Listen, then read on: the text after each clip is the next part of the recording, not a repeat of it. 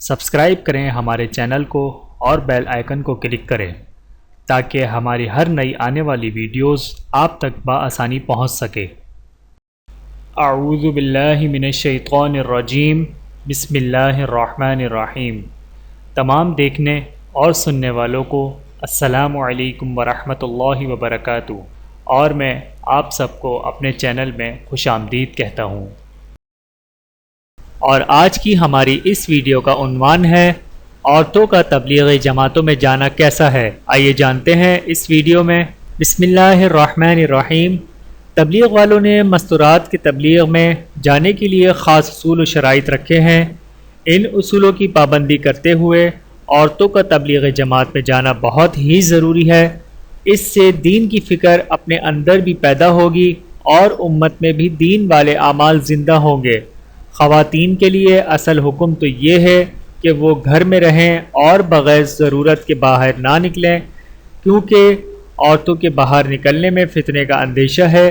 البتہ اگر ضرورت دین کے مسائل گھر کے کسی فرد سے معلوم نہ ہوں تو اس کے لیے عورت حدود شریعہ کے لحاظ کرتے ہوئے باہر نکل سکتی ہے۔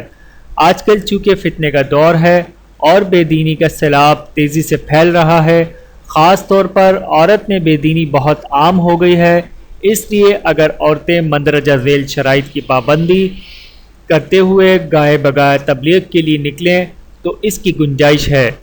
اگر ان شرائط کی پابندی نہ کریں تو ان کا تبلیغ کے لیے جانا ناجائز ہے، اور وہ شرائط یہ ہیں۔ نمبر 1، عورت کے سرپرست یا شوہر کی اجازت ہو۔ نمبر 2، شوہر و بچوں اور اہل حقوق کے شرعی حقوق یا مال نہ ہو۔ نمبر 3، کسی فتنے کا اندیشہ نہ ہو۔